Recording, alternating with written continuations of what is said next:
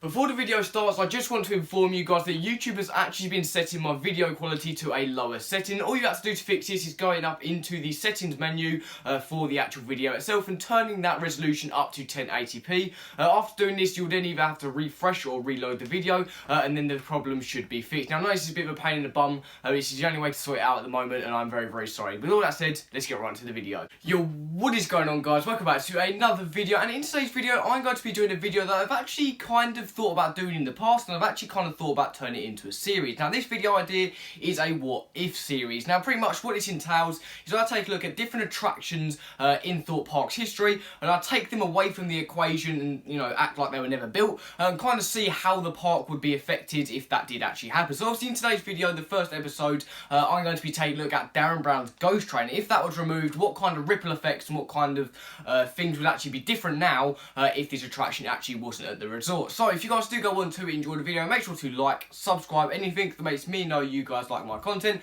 We're trying to hit 700 subs by the end of the month, so if you want to contribute to that and you want to help me out, definitely feel free to. And yeah, if you guys do go on to enjoy the video as well, make sure you actually let me know, because I may do more videos like this in the future. So with all of that out of the way, let's get right to the video.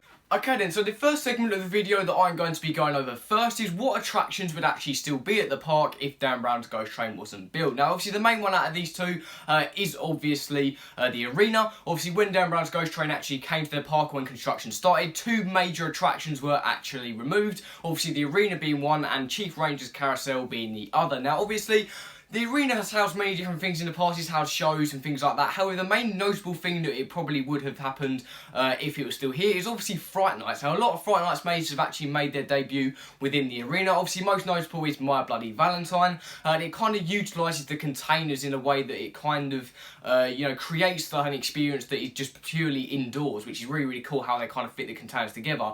So I kind of started to think that, you know, since it's mainly container attractions that actually went into the arena, what container attractions for Fright Nights could we potentially be seeing that could be happening nowadays? Now obviously the main one to spring to mind is obviously Sanctum, or The Walking Dead Do or Die. Obviously the first year of The Walking Dead Do or Die, or Sanctum, whatever you want to call it, in the first year, obviously this was kind of tucked towards the side of Swarm, and obviously with it being a container heavy maze, this could have been where this attraction could have been in its first year. Obviously, we could have seen it go into the arena, kind of maybe even utilise the containers in a way that it's fully indoors potentially. Obviously, with it obviously being like that, if this actually did carry on over the couple of years that obviously The Walking Dead Do or Die was at the park, potentially, could we actually see the big top still being there?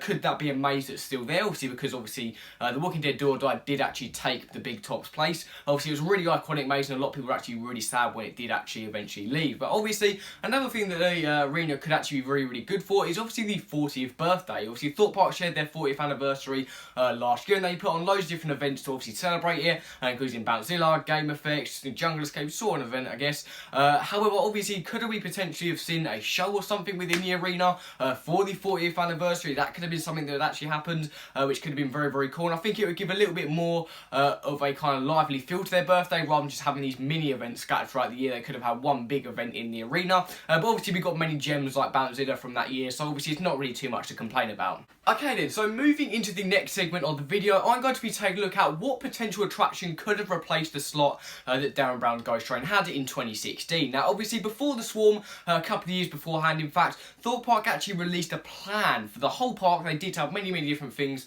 They detailed different new restaurants, flat rides, things like that. But the one notable thing from the plans is they made a separate kind of plan kind of thing, and they kind of labelled 3 brand new construction sites. So first of these construction sites was obviously Swarm Island, and it labelled a potential coaster to be opening in 2012. Obviously that was a Swarm. There was another site that was supposedly making a hotel, which would obviously end up to be the Shark Hotel, which obviously did actually go on time. The third hotel, not the third hotel, the third attraction, the third island was actually located on the island next to Swarm. Obviously, you know, this is a hive of activity at the moment. A lot of people speculating where different attractions could potentially go. Now, obviously, usually I kind of pass this aside and just think, it's just speculation, it's just planning. However, it seems as the Swarm as well as the Shark Hotel were both on there and both had their opening dates on there, and it looks like they did meet the opening dates from when they were planning in the early stages. It does seem likely that if Dan Brown's ghost train wasn't there, this new coaster could have actually come in its place, because obviously this actually did say 2016. Obviously this will impact many different things in the park, mainly some pros, but there are also some cons as well. Obviously the cons is probably that obviously after the coaster in 2020 or 2019, we could have actually seen a dark ride going in where the arena is. We may not have actually seen The Walking Dead the ride, Black Mirror Labyrinth, those type of things we might not have even seen, which is not really a huge kind of loss. Obviously, they're not beloved attractions, but they're also not hated attractions really anyway. However, obviously the most notable thing is that they would actually have a lot more money than they do at the moment. Now, obviously, coasters do tend to bring a lot more money into the park's hands than obviously other attractions play, because obviously coasters are more, well kind of received. A lot more people are interested in roller coasters than they are in obviously dark rides and things like that. So if they kind of made 2 coasters back to back, that would kind of bank up quite a bit of money. I feel like what Thorpe Park are doing at the moment is they're kind of trying to make these small attractions, to bring in these small portions of money to kind of save up for this big attraction. Obviously, the Ghost Train did cost them a lot of money. Like, I mean, it cost them a lot of money. So obviously, with the 2 coasters back to back, this would have given them a lot more money. They wouldn't have wasted money. They would have earned a lot more money back. Obviously, when they make the attraction, what they judge is they spend money on the attraction. They pretty much spend money to make money. So they make a certain amount of money, obviously, from the attraction. It's very similar to things like films and that as well.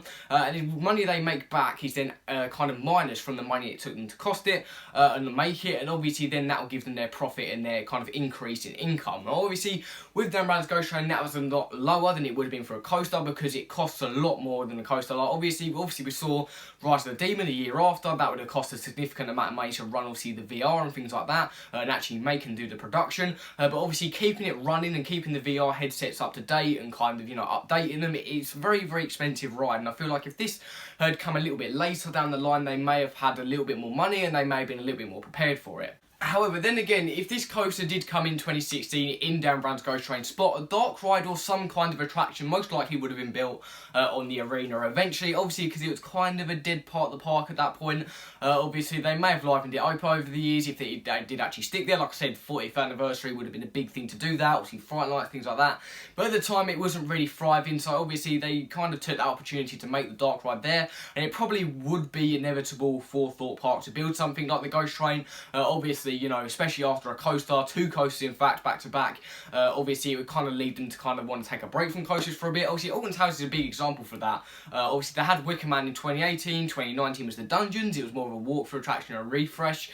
This year, we're obviously getting a brand new area with a brand new dark ride, which obviously kind of varies things up, and a lot of people have been speculating that the next thing will actually be a coaster again. Obviously, it kind of makes a cycle then. You have a coaster, walkthrough attraction, new area or a dark ride, and then it kind of repeats the cycle. That is a nice cycle to get into because the other 2 attractions generally won't cost as much money, but they will rack in a lot more income, small income, not a lot of income like something big like Wicker Man would, but that small income can then help kind of save up for that bigger income, which is obviously something that Thorpe are lacking a bit now because they're kind of out of the system, they're kind of out of that routine of doing that. And I think if they get back into that and they release a coaster and they get loads of money and they kind of start investing in these smaller attractions before they make a bigger one, it will obviously in turn help their attractions. Now, like I said, that's what they're doing at the moment. They're just kind of trying to build up these smaller attractions to get the money. Okay, then that is going to do it for today's video, guys. I hope you did enjoy it. Like I said, if you did enjoy the video, make sure to let me know, as this could kind of evolve into a series at some point potentially. Definitely let me know what kind of other videos in the series you want me to kind of touch upon.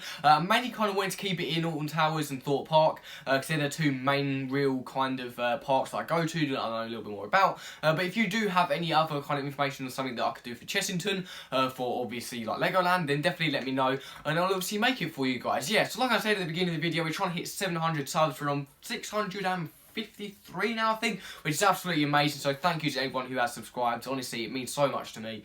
You all do. Like, every single one of you that subscribe, you may think that you're insignificant, but I really, really do value you guys. Without you guys, I wouldn't be anywhere I am now. Obviously, I wouldn't have the hobby I'm doing. I wouldn't have any of this cool stuff to do. So yeah, thank you so much to everyone who subscribes. And yeah, I'm not going to bore you guys with any more details. I'm going to let you get on with your day, and I'll see you guys later.